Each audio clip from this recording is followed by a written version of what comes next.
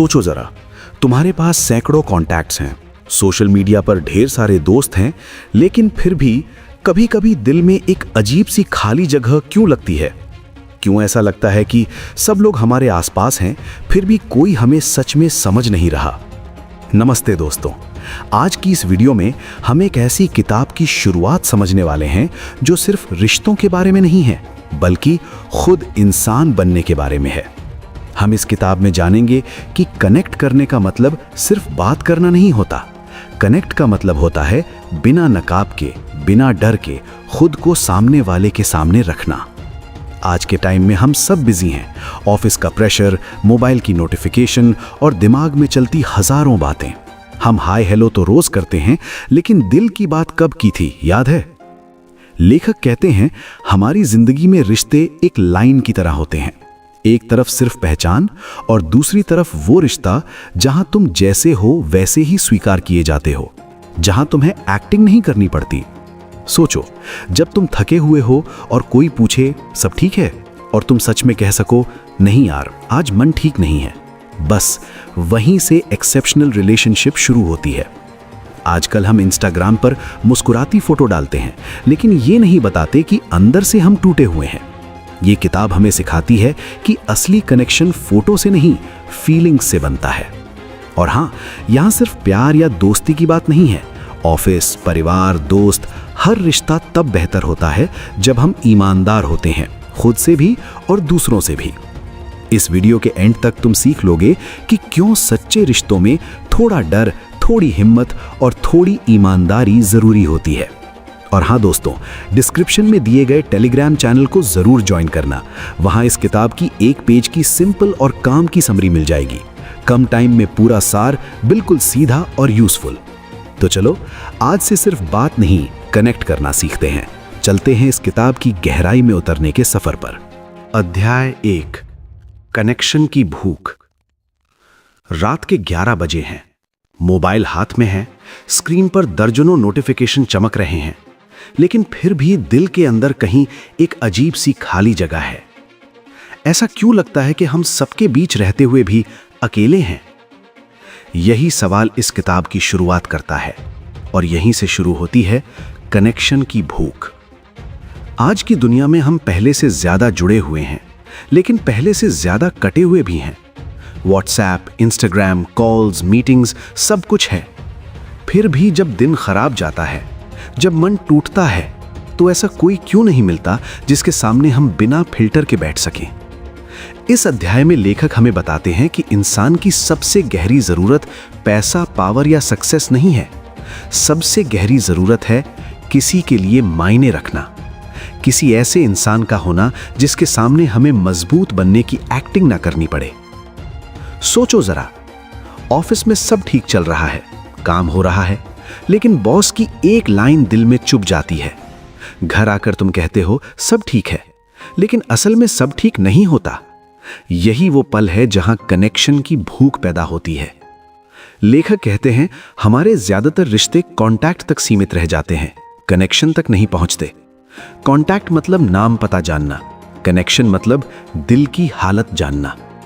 हम मुस्कुराते हैं क्योंकि हमें सिखाया गया है कि स्ट्रांग दिखना जरूरी है, लेकिन अंदर से हम सब चाहते हैं कि कोई पूछे तुम सच में कैसे हो। यह किताब यहीं पर एक कड़वी लेकिन सच्ची बात कहती है। अगर हम खुद को छुपाते रहेंगे तो सामने वाला भी हमें कभी नहीं जान पाएगा, और फिर हम शिकायत करेंगे कि कोई हमें समझता नहीं। आज की जनरेशन की सबसे बड़ी प्रॉब्लम यही है। हम सबको डीप रिलेशनशिप चाहिए, लेकिन डीप होने का रिस्क नहीं लेना चाहते। हम चाहते हैं कि सामने वाला हमें समझे, लेकिन हम खुद को खोलने से डरते हैं। इस अध्याय में कोई हीरो नहीं है, कोई विलन नहीं है। यहाँ बस हम हैं, हमारी जिंदगी है और हमारी अधूरी बातचीत है। लेखक एक बहुत सिंपल लेकिन पावरफुल बात कहते हैं। कनेक्शन कोई मैजिक नहीं है, ये छोटे छोटे सच बोलने से बनता है। जब तुम कहते हो आज अच्छा नहीं लग रहा, जब तुम कहते हो मुझे डर लग रहा है, बस वहीं से रिश्ता गहरा होना शुरू होता है। लेकिन यहां ट्विस्ट है, जैसे ही हम कनेक्शन की तरफ बढ़ते हैं, डर भी बढ़ता है। डर जज होने का, डर रिजेक्ट होने का, डर कमजोर दिखने का। इसीलिए ज्यादातर लोग सेफ रहते हैं, हल्की बातें, हल्की हंसी और गहरी चुप्पी। ये अध्याय हमें झकझोर कर पूछता है, क्या तुम सच में अकेले हो या तुमने खुद को अकेला बना लिया है? क्योंकि सच ये है, हम सब कनेक्शन के भूखे हैं। हम सब चाहते हैं कि कोई हमें देखे, समझे और वैसे ही अपनाए जैसे हम हैं। और इस अध्याय का सबसे बड़ा मैसेज यही है, अगर तुम्हें गहरा रिश्ता चाहिए तो पहले खुद को थोड़ा खोलना पड़ेगा। शायद सब लोग नहीं समझेंगे, शायद कुछ लोग दूर भी हो जाएं, लेकिन जो रहेंगे वही असली होंगे। कनेक्शन की भूख कोई कमजोरी नहीं है, ये इस बात का सबूत है कि तुम इंसान हो। और यही भूख आगे चलकर इस किताब के हर अध्याय की नींव बनती है, क्योंकि जब इंसान जुड़ना सीखता है तभी वो सच में जीना सीखता है। अध्याय 2, असली में असली रिश्ता। सुबह ऑफिस जाने से पहले शीशे के सामने खड़े होकर हम सिर्फ कपड़े नहीं चुनते, हम ये भी तय करते हैं कि आज कौन सा मैं बाहर लेकर जाना है। कॉन्फिडेंट वाला मैं, कूल वाला मैं, या वो मैं जो किसी को पसंद आ सके। लेकिन सवाल ये है, जो असली मैं है वो कहाँ जाता है? यही सवाल इस अध्याय की जान है। असली मैं असली रिश्ता। इस किताब का ये हिस्सा हमें सीधा दिल पर हाथ रखकर पूछता है, क्या तुम्हें सच में कोई जानता है या सब लोग बस तुम्हारा बनाया हुआ वर्जन जानते हैं? हम सब कहीं ना कहीं एडिट होकर जी रहे हैं। ऑफिस में हम कहते हैं मैं हैंडल कर लूंगा, घर में कहते हैं सब ठीक है, दोस्तों के सामने हंसते हैं लेकिन अकेले में टूट जाते हैं। लेखक कहते हैं जब तक हम खुद के साथ ईमानदार नहीं होते तब तक कोई रिश्ता ईमानदार नहीं हो सकता। असल में हम डरते हैं कि अगर हमने अपना असली चेहरा दिखा दिया तो लोग जज करेंगे, कमजोर समझेंगे या छोड़कर चले जाएंगे। इसलिए हम एक सेफ इमेज बनाते हैं। सोशल मीडिया पर हमेशा खुश, मीटिंग में हमेशा स्ट्रांग और रिश्तों में हमेशा एडजस्ट करने वाला। लेकिन ये एडजस्टमेंट धीरे धीरे हमें खोखला कर देता है। इस अध्याय में लेखक बहुत साफ कहते हैं, रिश्ते तब नहीं टूटते जब हम सच बोलते हैं, रिश्ते तब टूटते हैं जब हम नकाब पहनते हैं। सोचो, अगर तुम हर बार हाँ कहते हो जबकि अंदर से ना चिल्ला रहा हो तो सामने वाला तुम्हें कभी समझ ही नहीं पाएगा और फिर तुम कहोगे कोई मुझे समझता नहीं है।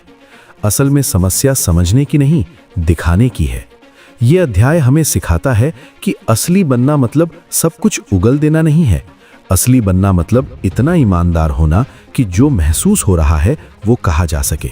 जैसे कहना, मुझे अच्छा नहीं लग रहा, मैं कंफ्यूज्ड हूं, मुझे डर लग रहा है। ये लाइनें कमजोरी नहीं है, ये रिश्ते की नींव है। आज की जनरेशन जल्दी कनेक्ट चाहती है लेकिन जल्दी खुलना नहीं चाहती। हम चाहते हैं कि सामने वाला हमें समझे, लेकिन हम खुद को समझाने का रिस्क नहीं लेते। इस अध्याय में एक बहुत ही पावरफुल मोमेंट है जब लेखक बताते हैं कि सबसे गहरे रिश्ते वहीं बनते हैं जहां दोनों लोग अपने अपने नकाब उतार देते हैं। न परफेक्ट बनने की कोशिश, न इम्प्रेस करने की भूख, बस एक इंसान दूसरे इंसान के सामने, थोड़ा अटपटा, थोड़ा अधूरा, लेकिन असली। यहाँ एक हल्की सी मुस्कान भी है। लेखक कहते हैं, अगर तुम हर किसी को खुश करने की कोशिश करोगे तो सबसे ज्यादा दुखी तुम खुद रहोगे। और ये बात जितनी सिंपल है उतनी ही सच्ची। इस अध्याय का सबसे बड़ा टर्निंग पॉइंट यही है जब इंसान ये मान लेता है कि मुझे हर किसी का पसंदीदा बनना जरूरी नहीं है, मुझे बस किसी एक के सामने असली बनना है। क्योंकि असली रिश्ता वही है जहां तुम थक कर भी खुद रह सको, जहां तुम्हें समझाने की जरूरत ना पड़े, जहां चुप्पी भी सुरक्षित लगे। अध्याय के अंत में एक बहुत गहरी बात निकल कर आती है, अगर तुम असली नहीं बनोगे तो रिश्ता भले चल जाए लेकिन तुम अंदर से मरते जाओगे। और अगर तुम असली बन गए तो हो सकता है कुछ लोग दूर हो जाए, लेकिन जो पास रहेंगे वही तुम्हारी जिंदगी का सबसे मजबूत हिस्सा बनेंगे। असली मैं डरावना हो सकता है, लेकिन उसी में सुकून है और उसी से असली रिश्ता जन्म लेता है। अध्याय 3, खुलने का डर। कभी ध्यान दिया है, जब कोई हमसे सच में पूछता है सब ठीक है, तो हम बिना सोचे जवाब दे देते हैं, हाँ सब ठीक है, भले ही अंदर सब कुछ बिखरा पड़ा हो। यही है खुलने का डर। इस अध्याय की शुरुआत एक ऐसी सच्चाई से होती है जिसे हम सब महसूस करते हैं लेकिन मानते नहीं। हम जुड़ना चाहते हैं, हम किसी को पास चाहते हैं, लेकिन जैसे ही खुद को खोलने की बात आती है दिल जोर से धड़कने लगता है। क्यों? क्योंकि खुलना मतलब रिस्क है। रिजेक्ट होने का रिस्क, गलत समझे जाने का रिस्क, और सबसे बड़ा रिस्क कमजोर दिखने का। लेखक यहां बहुत सीधे शब्दों में कहते हैं, हम सब के अंदर एक अलार्म सिस्टम लगा है। जैसे ही दिल कुछ सच बोलने वाला होता है, दिमाग चिल्लाता है, मत बोल, सेफ रह। ऑफिस में मीटिंग चल रही है, तुम्हें कुछ कहना है, लेकिन मन में आता है, अगर ये बेवकूफ़ी लगी तो तुम चुप रह जाते हो। रिश्ते में कुछ तकलीफ है, तुम कहना चाहते हो, मुझे अच्छा नहीं लग रहा, लेकिन डर लगता है कहीं सामने वाला दूर ना हो जाए, तो तुम हंसकर बात टाल देते हो। यही है खुलने का डर, जो हमें बाहर से ठीक दिखाता है, लेकिन अंदर से अकेला बना देता है। इस अध्याय में लेखक एक बहुत इंपॉर्टेंट मोड़ दिखाते हैं। वे बताते हैं कि हम अक्सर सोचते हैं कि डर इसलिए है क्योंकि सामने वाला क्या सोचेगा, लेकिन असल में डर इसलिए होता है क्योंकि हम खुद अपने सच को एक्सेप्ट नहीं कर पाए हैं। हम अपने दर्द को छोटा बताते हैं, अपने डर को नजरअंदाज करते हैं, और फिर उम्मीद करते हैं कि कोई और हमें समझ ले। यहां एक हल्का लेकिन गहरा सच सामने आता है। जिस बात को हम खुद नहीं मानते, उसे कोई और कैसे मानेगा? लेखक एक सिंपल लेकिन दमदार उदाहरण देते हैं। जैसे कोई स्विच होता है, या तो ऑन या ऑफ। खुलना भी ऐसा नहीं होता। खुलना धीरे धीरे होता है। थोड़ा सा सच, थोड़ी सी हिम्मत, थोड़ा सा भरोसा। लेकिन हम अक्सर दो ही मोड में जीते हैं, या तो पूरी तरह बंद, या फिर एकदम टूटकर सब कुछ कह देना, और फिर कहते हैं, देखा, खुलने से ही प्रॉब्लम होती है। यह अध्याय सिखाता है कि खुलना मतलब अपने दिल को किसी के हाथ में दे देना नहीं है। खुलना मतलब अपने डर के बावजूद एक कदम आगे बढ़ना है। लेखक बताते हैं कि जब हम खुलते नहीं तो रिश्ते सतह पर चलते हैं। सब ठीक ठाक लगता है, लेकिन गहराई नहीं होती, और जब गहराई नहीं होती तो थोड़ी सी बात भी रिश्ते को हिला देती है। यहां एक मनोवैज्ञानिक सच सामने आता है। हम सब चाहते हैं कि कोई हमें सेफ फील कराए, लेकिन सेफ फील करने के लिए पहले थोड़ा अनसेफ होना पड़ता है। आज की जनरेशन स्पीड चाहती है, फटाफट कनेक्शन, फटाफट कंफर्ट, लेकिन खुलने में जो टाइम लगता है उसे हम वेस्ट मान लेते हैं। इस अध्याय का सबसे पावरफुल टर्निंग पॉइंट यही है। खुलना कोई कमजोरी नहीं है, ये एक स्किल है जो सीखी जा सकती है। छोटे छोटे कदमों से, एक लाइन से, एक सच से। जैसे कहना, मुझे थोड़ा अजीब लग रहा है, मैं पूरी तरह श्योर नहीं हूं, मुझे इस बात से फर्क पड़ा। ये लाइनें रिश्ते तोड़ती नहीं, ये रिश्ते बनाती हैं। अध्याय के अंत में एक बहुत शांत लेकिन मजबूत मैसेज उभरता है। अगर तुम हमेशा डर के हिसाब से जियोगे तो जिंदगी सेफ तो रहेगी, लेकिन सच्ची नहीं होगी। और अगर तुम थोड़ा सा खुलना सीख गए तो हो सकता है डर लगे, लेकिन उसी डर के उस पार वो रिश्ता मिलेगा जिसकी तुम्हें हमेशा भूख थी। क्योंकि खुलने का डर तभी खत्म होता है जब हम मान लेते हैं, डर के बिना कोई भी गहरा रिश्ता नहीं बनता। अध्याय 4, भरोसे का खेल। एक सवाल से शुरू करते हैं। अगर तुम्हारा सबसे करीबी इंसान तुम्हारा राज किसी और को बता दे तो क्या टूटेगा पहले, रिश्ता या भरोसा? असल जवाब है दोनों। यहीं से शुरू होता है ये अध्याय, भरोसे का खेल। क्योंकि हर रिश्ता, चाहे दोस्ती हो, प्यार हो, परिवार हो या ऑफिस, टिका होता है सिर्फ एक चीज पर, ट्रस्ट। लेकिन ट्रस्ट कोई स्विच नहीं है कि आज ऑन किया और कल ऑफ। ट्रस्ट बनता है धीरे धीरे, छोटे छोटे पलों से, और टूटता है अक्सर एक ही झटके में। इस अध्याय में लेखक हमें बताते हैं कि हम भरोसे को बहुत हल्के में ले लेते हैं। हम सोचते हैं, अरे यार इतना तो चलता है, लेकिन सामने वाला अंदर ही अंदर कुछ और ही महसूस कर रहा होता है। मान लो तुमने किसी को अपने डर बताए, उसने मजाक में किसी और के सामने कह दिया, उसे लगा नॉर्मल बात है, लेकिन तुम्हारे लिए वो पल था जब दिल ने कहा अब सेफ नहीं है। यही है भरोसे का खेल। ये शोर नहीं करता, बस चुपचाप पीछे हट जाता है। लेखक बहुत साफ कहते हैं, ट्रस्ट सिर्फ सीक्रेट रखने से नहीं बनता। ट्रस्ट बनता है इस भरोसे से कि अगर मैं गिरूं तो तुम मुझे जज नहीं करोगे। हम अक्सर कहते हैं मुझ पर भरोसा करो, लेकिन हमारे बिहेवियर कुछ और कहते हैं। ऑफिस में कोई आइडिया शेयर करता है और मीटिंग के बाद हम कहते हैं उसका आइडिया तो बेकार था, फिर उम्मीद करते हैं कि वो अगली बार खुलकर बोले। यहाँ ट्रस्ट नहीं टूटता, ये मार दिया जाता है। इस अध्याय का सबसे बड़ा मोड़ तब आता है जब लेखक बताते हैं कि ट्रस्ट दो तरफा खेल है। सिर्फ सामने वाला भरोसेमंद हो इतना काफी नहीं, हमें भी खुद भरोसा करना आना चाहिए। और यहीं पर डर आता है। हम कहते हैं मैं किसी पर जल्दी भरोसा नहीं करता। हमें लगता है ये स्ट्रेंथ है, लेकिन असल में ये हमारा बचाव है, क्योंकि जिसने एक बार भरोसा तोड़ा हो उसके बाद दिल कहता है अब नहीं, दोबारा नहीं। लेकिन ये अध्याय एक कड़वी सच्चाई दिखाता है। अगर तुम हर नए रिश्ते को पुराने जख्मों से नापोगे तो नया रिश्ता कभी पूरा मौका ही नहीं पाएगा। लेखक यहाँ एक बहुत इंपॉर्टेंट बात कहते हैं, ट्रस्ट कोई गारंटी नहीं है, ये एक रिस्क है। लेकिन बिना रिस्क के कोई भी गहरा रिश्ता नहीं बनता। आज की जनरेशन सेफ खेलना चाहती है, no expectation, no attachment, no pen.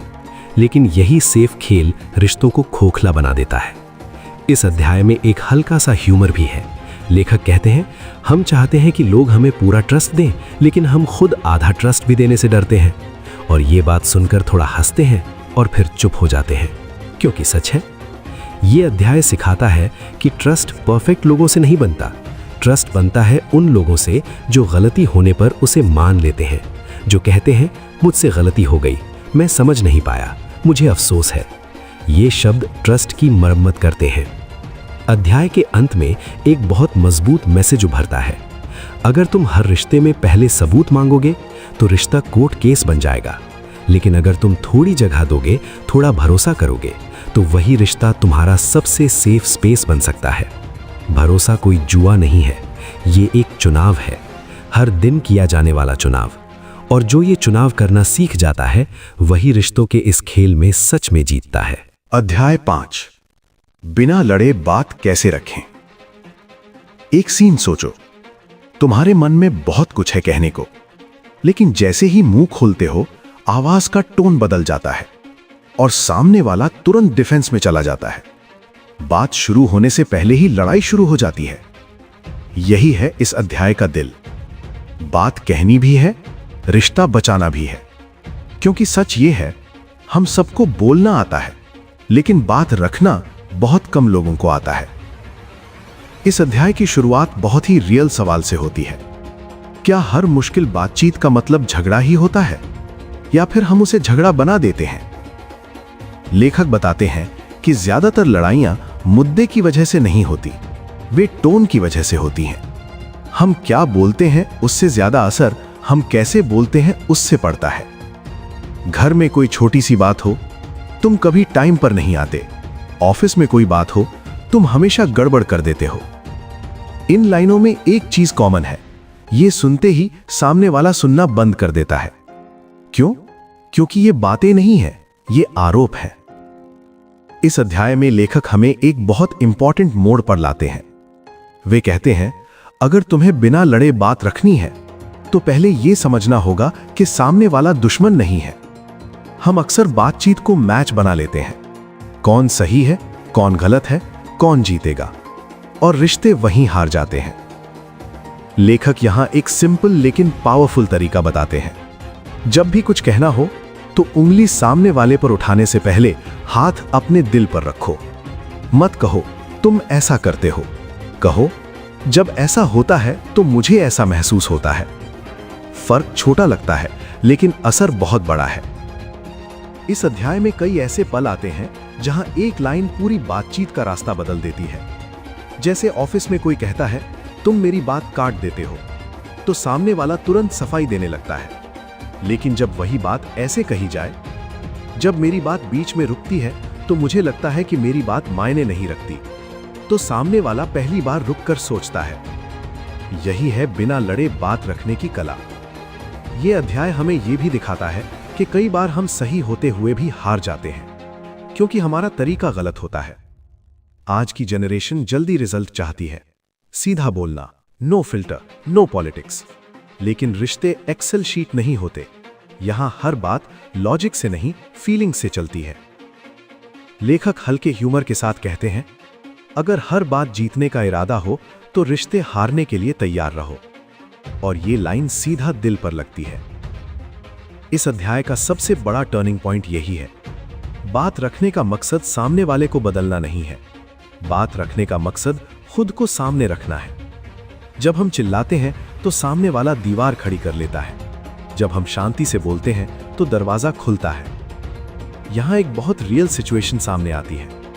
कई लोग कहते हैं कि अगर मैं शांत रहूंगा तो लोग मुझे सीरियस नहीं लेंगे। लेकिन लेखक कहते हैं, शांत आवाज कमजोरी नहीं होती, वो कॉन्फिडेंस होती है। इस अध्याय का मैसेज बहुत साफ है। हर बातचीत जंग नहीं होती और हर जंग जीतनी जरूरी नहीं होती। कुछ बातें सिर्फ इसलिए कही जाती हैं ताकि रिश्ता हल्का हो जाए। अंत में यह अध्याय हमें एक बहुत मजबूत सीख देता है। अगर तुम्हें रिश्ता बचाना है तो शब्दों को हथियार मत बनाओ, उन्हें पुल बनाओ। क्योंकि जब बात बिना लड़े रखी जाती है तो सामने वाला सिर्फ सुनता नहीं, समझता भी है। और वही समझ रिश्तों को टूटने से बचा लेती है। अध्याय 6, फीडबैक जो रिश्ता बचाए। एक पल के लिए रुककर सोचो, अगर कोई तुम्हें बोले, मुझे तुमसे कुछ कहना है, तो सबसे पहले मन में क्या आता है? डर, टेंशन या ये सवाल कि अब मैंने क्या कर दिया? यहीं से शुरू होता है इस अध्याय का खेल। फीडबैक, एक ऐसा शब्द जिसे सुनते ही दिल थोड़ा टाइट हो जाता है, क्योंकि हमारे दिमाग में फीडबैक का मतलब बन चुका है डांट, शिकायत या किसी की कमी गिनवाना। लेकिन ये अध्याय इसी सोच को तोड़ता है। लेखक बहुत साफ कहते हैं, फीडबैक का काम रिश्ता तोड़ना नहीं है, फीडबैक का काम रिश्ता बचाना है। फिर भी हम इससे भागते क्यों हैं? क्योंकि हमने फीडबैक को हथियार बना लिया है। जब गुस्सा जमा होता है, जब बात दिल में दबती रहती है, तो एक दिन फीडबैक नहीं, ब्लास्ट होता है। घर में तुम हमेशा मुझे इग्नोर करते हो, ऑफिस में तुम्हारे साथ काम करना मुश्किल है। ये फीडबैक नहीं है, ये फैसला सुनाना है। इस अध्याय में लेखक एक बहुत इंपॉर्टेंट मोड़ दिखाते हैं। वे कहते हैं, अगर फीडबैक देर से आए तो वो मदद नहीं करता, वो चोट करता है। हम अक्सर सोचते हैं, अभी मत बोलो, सही टाइम पर बोलेंगे। लेकिन वो सही टाइम कभी आता ही नहीं और बात अंदर जमा होती जाती है। फिर एक दिन एक छोटी सी बात पर सब कुछ बाहर आ जाता है। यही वो पल होता है जब रिश्ता हिल जाता है। यह अध्याय सिखाता है कि अच्छा फीडबैक तुरंत होता है, छोटा होता है और साफ होता है। लेखक कहते हैं, फीडबैक तब काम करता है जब सामने वाले को लगे कि तुम उसे बेहतर बनाना चाहते हो, नीचा दिखाना नहीं। यहां एक बहुत रियल सिचुएशन सामने आती है। मान लो कोई बार बार लेट आता है। तुम गुस्से में कहते हो, तुम कभी सीरियस नहीं होते। सामने वाला क्या सुनेगा? वो लेट नहीं है, वो कभी सीरियस नहीं होता। लेकिन अगर यही बात ऐसे कही जाए, जब तुम लेट आते हो तो मुझे लगता है कि मेरा टाइम मायने नहीं रखता, तो पहली बार सामने वाला खुद को देखता है। यही फर्क है फीडबैक और अटैक में। इस अध्याय में एक बहुत मजेदार लेकिन सच्ची लाइन आती है। अगर तुम्हारा फीडबैक सुनकर सामने वाला खुद को बचाने लगे तो समझ लो तरीका गलत है। हम फीडबैक देते समय अक्सर जज बन जाते हैं। हम फैसला सुनाते हैं और फिर उम्मीद करते हैं कि सामने वाला सुधर जाए। लेकिन इंसान सुधरता तब है जब उसे सेफ फील होता है। आज की जनरेशन जल्दी बोलती है, सीधा, रॉ, नो फिल्टर। लेकिन रिश्तों में नो फिल्टर का मतलब नो कनेक्शन भी हो सकता है। यह अध्याय सिखाता है कि फीडबैक देने से पहले एक सवाल खुद से पूछो, क्या मैं सही साबित होना चाहता हूं या रिश्ता सही रखना चाहता हूं? क्योंकि दोनों एक साथ नहीं हो पाते। यहां एक बहुत इंपॉर्टेंट बात आती है, फीडबैक सिर्फ देना नहीं होता, फीडबैक लेना भी आना चाहिए। जब कोई तुम्हें कुछ कहे तो तुरंत सफाई देना, तुरंत पलट कर बोलना, तुरंत खुद को सही साबित करना, ये सब दीवारें हैं और दीवारों के बीच कोई रिश्ता नहीं पनपता। इस अध्याय का टर्निंग पॉइंट यही है, फीडबैक तभी रिश्ता बचाता है जब उसमें केयर झलकती हो, न कि कंट्रोल।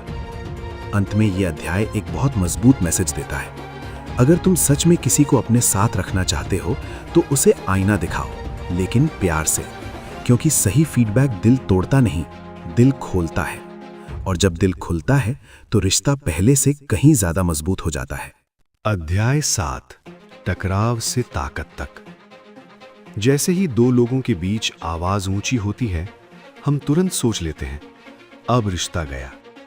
लेकिन इस अध्याय की शुरुआत इसी सोच को तोड़ने से होती है, क्योंकि सच ये है, जहां रिश्ता होता है वहां टकराव होना तय है, और जहां टकराव नहीं होता अक्सर वहां लोग चुपचाप दूर होते जा रहे होते हैं। इस अध्याय में लेखक हमें एक नया नजरिया देते हैं। वे कहते हैं टकराव कोई खतरा नहीं है, टकराव एक मौका है। मौका इस बात का कि या तो रिश्ता और गहरा हो जाए या फिर हमेशा के लिए अधूरा रह जाए। सोचो जरा, घर में कोई बात महीनों से खटक रही है, तुम कुछ नहीं कहते, सामने वाला भी कुछ नहीं कहता, ऊपर से सब ठीक लगता है लेकिन अंदर ही अंदर दूरी बढ़ती जाती है। फिर एक दिन एक छोटी सी बात पर पूरा गुबार फूट पड़ता है। यही वो पल होता है जहां हम कहते हैं हम कभी लड़ते नहीं थे, अब पता नहीं क्या हो गया। लेखक यहां एक बहुत इंपॉर्टेंट बात कहते हैं, हम लड़ाई से नहीं डरते, हम उस दर्द से डरते हैं जो लड़ाई के बाद रह सकता है। इसलिए हम टकराव से भागते हैं, टालते हैं, चुप रहते हैं और खुद को समझाते हैं चलो छोड़ो। लेकिन ये अध्याय साफ कहता है, जो बातें बोली नहीं जाती वो खत्म नहीं होती, वो बस अंदर जमा होती रहती हैं। यहाँ एक बहुत पावरफुल मोड़ आता है। लेखक बताते हैं कि टकराव का असली कारण बात नहीं होती, बल्कि वो मतलब होता है जो हम उस बात से जोड़ लेते हैं। मान लो कोई तुम्हारी बात बीच में काट देता है, तुम सोचते हो इसे मेरी कदर नहीं, और यहीं से टकराव शुरू हो जाता है। लेकिन सामने वाला शायद बस एक्साइटेड हो या उसे एहसास ही ना हो। टकराव तब ताकत बनता है जब हम आरोप लगाने की जगह जिज्ञासा रखते हैं। मत कहो तुम हमेशा ऐसा करते हो, पूछो क्या तुम्हें एहसास है कि उस पल मुझे कैसा लगा। फर्क देखो, एक लाइन दीवार बनाती है, दूसरी लाइन पुल। इस अध्याय में लेखक ये भी बताते हैं कि हर टकराव जीतने के लिए नहीं होता, कुछ टकराव समझने के लिए होते हैं। आज की जनरेशन में एक ट्रेंड है नो ड्रामा, जैसे टकराव होना ड्रामा हो। लेकिन लेखक हल्के ह्यूमर के साथ कहते हैं अगर रिश्ता जिंदा है तो थोड़ा ड्रामा आएगा ही। असल सवाल ये नहीं है कि टकराव होगा या नहीं, असल सवाल ये है उसके बाद क्या होगा। क्या हम एक दूसरे को चुप कराने की कोशिश करेंगे या एक दूसरे को सुनने की। इस अध्याय का सबसे बड़ा टर्निंग पॉइंट यही है। टकराव तब बिगड़ता है जब हम सामने वाले को गलत साबित करना चाहते हैं, और टकराव तब ताकत बनता है जब हम रिश्ता सही रखना चाहते हैं। लेखक बताते हैं कि टकराव के दौरान अगर दोनों लोग एक ही दिशा में खड़े हों, रिश्ते की दिशा में, तो लड़ाई भी सहयोग बन जाती है। ये आसान नहीं है। टकराव के समय दिल तेज धड़कता है, पुरानी बातें याद आती हैं और शब्द तेज निकलते हैं। लेकिन यही वो जगह है जहां असली कनेक्शन की परीक्षा होती है। इस अध्याय में एक बहुत शांत लेकिन गहरी बात आती है।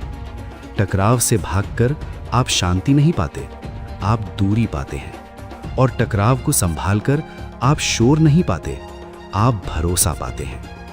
अंत में ये अध्याय हमें ये सिखाकर छोड़ता है कि अगर तुम किसी के साथ टकराव झेल सकते हो, उसे समझने की कोशिश कर सकते हो और फिर भी साथ रहना चुनते हो, तो वही रिश्ता कमजोर नहीं बल्कि सबसे मजबूत होता है।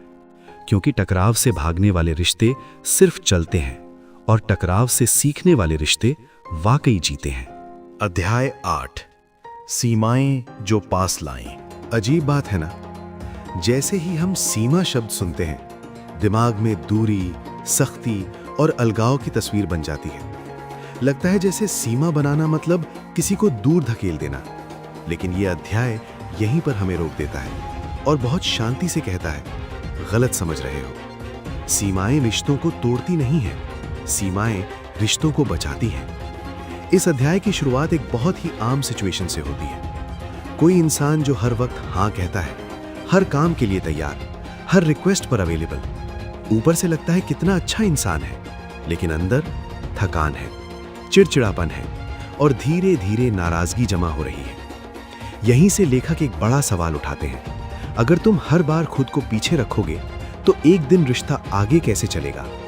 हम में से बहुत लोग सीमाएं इसलिए नहीं बनाते क्योंकि हमें डर लगता है। डर के सामने वाला बुरा मान जाएगा, डर कि कहीं वो कह ना दे तुम बदल गए हो। इसलिए हम सहते रहते हैं, खुद को समझाते हैं और फिर एक दिन फूट पड़ते हैं। यह अध्याय साफ कहता है, जो सीमा शुरू में शांति से रखी जा सकती थी वो बाद में गुस्से में रखी जाती है और तब नुकसान दोनों तरफ होता है। लेखक यहाँ एक बहुत इंपॉर्टेंट मोड़ दिखाते हैं। वे कहते हैं, सीमाएं कंट्रोल के लिए नहीं होती, सीमाएं क्लैरिटी के लिए होती हैं। जब सामने वाले को पता होता है कि कहाँ तक आना ठीक है और कहाँ रुकना जरूरी है तो रिश्ता ज्यादा सेफ हो जाता है। मान लो कोई बार बार तुम्हें देर रात कॉल करता है, तुम उठाते हो लेकिन अंदर से चिढ़ जाते हो, फिर धीरे धीरे उस इंसान से दूरी बनाने लगते हो। लेकिन अगर शुरू में ही कह दिया जाए कि मुझे रात को आराम चाहिए, क्या हम दिन में बात कर सकते हैं, तो ना ड्रामा होता है ना दूरी। यही है सीमाएं जो पास लाएं। इस अध्याय में एक बहुत प्यारा लेकिन सच्चा सच सामने आता है। लोग तुम्हारी सीमा से ज्यादा तुम्हारी चुप्पी से कंफ्यूज होते हैं। हम सोचते हैं कि सामने वाला खुद समझ जाएगा, लेकिन सामने वाला दिमाग नहीं पढ़ सकता। और जब हम बिना कुछ कहे दूरी बनाते हैं तो सामने वाले को लगता है मैंने क्या गलत किया। सीमाएं रिश्ते को साफ करती हैं। सीमाएं बताती हैं यहां तक ठीक है, इसके आगे नहीं। आज की जनरेशन में एक अजीब प्रॉब्लम है, हम कनेक्शन भी चाहते हैं और स्पेस भी, लेकिन स्पेस मांगने में हमें गिल्ट होता है। यह अध्याय उस गिल्ट को तोड़ता है। लेखक कहते हैं, स्पेस मांगना स्वार्थ नहीं है, स्पेस मांगना ईमानदारी है, क्योंकि बिना स्पेस के कोई भी रिश्ता सांस नहीं ले पाता। यहाँ हल्का सा ह्यूमर भी आता है। लेखक कहते हैं, अगर मोबाइल को चार्ज ना मिले तो वो बंद हो जाता है। इंसान भी अलग नहीं है, हम थक जाते हैं लेकिन मानते नहीं और फिर कहते हैं मुझे अकेला छोड़ दो, जबकि सही बात होती है मुझे थोड़ा वक्त चाहिए। इस अध्याय का सबसे बड़ा टर्निंग पॉइंट यही है। सीमाएं दीवार नहीं होती, सीमाएं दरवाजे होती हैं। दरवाजे जिनसे रिश्ता सही तरीके से अंदर बाहर आ सके। जब सीमाएं साफ होती हैं तो उम्मीदें साफ होती हैं, और जब उम्मीदें साफ होती हैं तो झगड़े कम होते हैं। अंत में यह अध्याय एक बहुत शांत लेकिन ताकतवर सीख देता है। जो रिश्ता तुम्हारी सीमा का सम्मान नहीं करता वो तुम्हारा सम्मान भी नहीं कर सकता, और जो रिश्ता तुम्हें ना कहने की आज़ादी देता है वही रिश्ता तुम्हें सच में पास रखता है। सीमाएं बनाना दूर जाना नहीं है, सीमाएं बनाना सही जगह पर टिके रहना है। और जब सीमाएं सही होती हैं तो रिश्ते पहले से कहीं ज्यादा गहरे, ज्यादा सच्चे और ज्यादा मजबूत हो जाते हैं। अध्याय 9, टूटकर और गहरा जुड़ना। कभी ऐसा हुआ है कि किसी रिश्ते में एक पल ऐसा आया हो जहां लगा हो बस अब सब खत्म, इतना कह दिया गया, इतना सुन लिया गया कि दिल ने मान लिया अब वापसी मुमकिन नहीं। यहीं से इस आखिरी अध्याय की शुरुआत होती है, टूटने से। क्योंकि सच ये है, कोई भी गहरा रिश्ता बिना टूटे पूरा नहीं होता। इस अध्याय में लेखक हमें एक बहुत ईमानदार सच्चाई से रूबरू कराते हैं। वे कहते हैं, टूटना रिश्ते की नाकामी नहीं है, टूटने के बाद क्या किया गया वही असली कहानी है। हम अक्सर मान लेते हैं कि अगर रिश्ता मजबूत होता तो झगड़ा इतना बड़ा नहीं होता, अगर प्यार सच्चा होता तो दिल इतना दुखता नहीं। लेकिन असल में दिल वहीं सबसे ज्यादा दुखता है जहां रिश्ता सबसे गहरा होता है। इस अध्याय में एक भारी सा सन्नाटा है, वो सन्नाटा जो लड़ाई के बाद आता है, जब दोनों लोग अलग अलग कोनों में बैठे होते हैं और सोच रहे होते हैं कि क्या इसे बचाया जा सकता था। यहीं पर लेखक एक बहुत बड़ा मोड़ दिखाते हैं। वे कहते हैं, रिश्ते टूटते नहीं हैं, उन्हें टूटे हुए छोड़ दिया जाता है। क्योंकि टूटने के बाद दो रास्ते होते हैं, एक पीछे हट जाना, दूसरा वापस लौटकर बात करना, और दूसरा रास्ता सबसे मुश्किल होता है। इस अध्याय में एक गहरी मनोवैज्ञानिक बात सामने आती है। जब रिश्ता टूटता है तो असल में हमारा अहंकार टूटता है, हमारा मैं सही हूं टूटता है, और यही टूटन हमें सबसे ज्यादा डराती है। इसलिए हम माफी नहीं मांगते, इसलिए हम कहते हैं अगर सामने वाला समझदार होता तो खुद आकर बात करता। लेकिन लेखक यहाँ साफ कहते हैं, जो रिश्ता बचाना चाहता है वो इंतजार नहीं करता, वो आगे बढ़ता है। ये अध्याय हमें बताता है कि मरम्मत यानी रिपेयर रिश्तों की सबसे अनदेखी लेकिन सबसे जरूरी स्किल है। रिपेयर का मतलब सब कुछ भूल जाना नहीं है, रिपेयर का मतलब ये मान लेना है कि हम दोनों से गलती हुई है। यहाँ एक बहुत पावरफुल पल आता है। लेखक कहते हैं, कभी कभी एक लाइन पूरे रिश्ते की दिशा बदल देती है। जैसे कहना, मैं समझ नहीं पाया लेकिन मैं समझना चाहता हूं। मुझसे गलती हो गई और मैं इसे ठीक करना चाहता हूं। ये लाइनें जादू नहीं है, लेकिन ये दरवाज़ा खोल देती हैं। आज की जनरेशन जल्दी आगे बढ़ जाती है। ब्लॉक, अनफॉलो, अनफ्रेंड, लगता है नई शुरुआत कर लेंगे। लेकिन लेखक एक गहरी बात कहते हैं, जो रिश्ता टूट कर भी जुड़ जाए उससे ज़्यादा मजबूत रिश्ता कोई नहीं होता। क्योंकि वहाँ दिखावा नहीं होता, वहाँ परफेक्ट बनने की कोशिश नहीं होती, वहाँ बस दो इंसान होते हैं जो एक दूसरे को खोने के डर को पहचान चुके होते हैं। इस अध्याय में एक हल्की लेकिन सच्ची मुस्कान भी है। लेखक कहते हैं, रिश्ते मिट्टी के बर्तन जैसे होते हैं, टूटे भी अगर सही तरह से जोड़े जाएं तो पहले से ज़्यादा खूबसूरत दिखते हैं। ये अध्याय ये भी सिखाता है कि हर रिश्ता नहीं बचाया जा सकता, और ये बात मान लेना भी ज़रूरी है। लेकिन बहुत सारे रिश्ते सिर्फ इसलिए टूट जाते हैं क्योंकि किसी ने पहला कदम नहीं उठाया। यहाँ एक बहुत शांत लेकिन गहरी सीख आती है। माफ़ी मांगना हार नहीं है, माफ़ी मांगना रिश्ते को चुनना है। और माफ़ी देना कमज़ोरी नहीं है, माफ़ी देना दिल को आज़ाद करना है। इस किताब का आखिरी संदेश यहीं आकर पूरा होता है। कनेक्शन की भूख से शुरू हुआ ये सफ़र ये सिखाकर ख़त्म होता है कि असली कनेक्शन परफेक्ट पलों से नहीं बनता। असली कनेक्शन उन पलों से बनता है जहां हम टूटते हैं फिर भी एक दूसरे को छोड़ते नहीं हैं। अगर तुम किसी रिश्ते में टूट कर भी जुड़े हो तो समझ लो वो रिश्ता साधारण नहीं है, वो रिश्ता सच में जिंदा है। और अब जाते जाते एक छोटी सी लेकिन दिल से निकली बात। अगर इस पूरी जर्नी में तुम्हें कहीं भी ऐसा लगा हो कि ये तो मेरी ही कहानी है, तो समझ लेना तुम अकेले नहीं हो। रिश्तों में उलझना, टूटना, सीखना और फिर आगे बढ़ना, ये सब कमजोरी नहीं है, ये इस बात का सबूत है कि तुम्हारा दिल जिंदा है। आज तुम बस इतना साथ लेकर जाओ कि अगली बार किसी अपने से बात करते समय थोड़ा ज्यादा ईमानदार रहना, थोड़ा ज्यादा सुनना और थोड़ा कम जीतने की कोशिश करना। यकीन मानो, यही छोटी सी कोशिश किसी बड़े रिश्ते की शुरुआत बन सकती है। अगर तुम्हें इस तरह की गहरी लेकिन आसान भाषा में बुक समरीज पसंद आती हैं, तो इस वीडियो को लाइक जरूर करना, चैनल को सब्सक्राइब करना, ताकि ऐसी और कहानियां, ऐसे और सफर तुम तक पहुंचते रहें। और कमेंट में जरूर लिखना कि इस पूरी सीरीज का कौन सा अध्याय तुम्हें सबसे ज्यादा खुद से जुड़ा लगा, या फिर कोई एक लाइन जो दिल में रह गई। और हां, अगर तुम यहां तक वीडियो देख पाए हो तो सच में तुम खास हो, क्योंकि हर कोई खुद को समझने की हिम्मत नहीं रखता। अपना ख्याल रखना, रिश्तों को भी और खुद को भी।